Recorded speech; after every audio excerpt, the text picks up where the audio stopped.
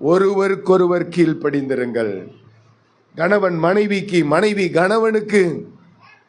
நிறைய பேர் நினைக்கிறாங்க, ஓ நான் கீழ்ப்படிஞ்சிருந்தா அது ஒரு அடிமை போல இருக்குது அப்படின்ட்டு.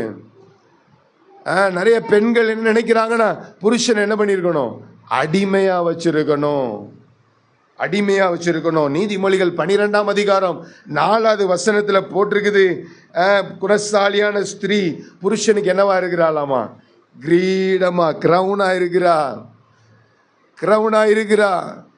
நீங்க ஒரு ராஜாவுடைய சிரசில நீங்க கிரீடமா இருக்கணும்னா, நீங்க ராஜாவா இருக்கணும்னா, நீங்க ராணியா இருக்கணும்னா, உடைய புருஷனை நீங்க எப்படி வச்சிருக்கணும், ராஜா மாதிரி வச்சு கீழ்ப்படிந்து இருக்க வேண்டும்.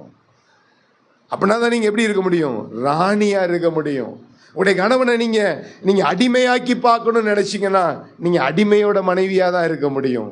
நீங்க ராணியா இருக்கணும்னா உங்க கணவனை, உடைய சொந்த கணவனை, சொந்த புருஷனை ராஜாவாக்கி பாருங்க, அவரை ராஜாவா உயர்த்தி வைத்து பாருங்க. சாராள் அவரை ஆபிரகாமை சொல்லும்போது சொல்றா, ஆண்டவரே நீங்க உங்க புருஷனை எப்படி கூப்பிடுறீங்க? சில புருஷங்களெல்லாம் நான் பார்த்துருக்கிறேன், சில மனைவிமார, எஸ்பெஷலி லவ் மேரேஜ் பண்ணி வந்தவங்களெல்லாம், அவங்க பேசுகிற வார்த்தைகள், கணவனார பேசுகிற காரியங்கள், இவங்க எப்படி கீழ்ப்படிந்திருக்க முடியும்?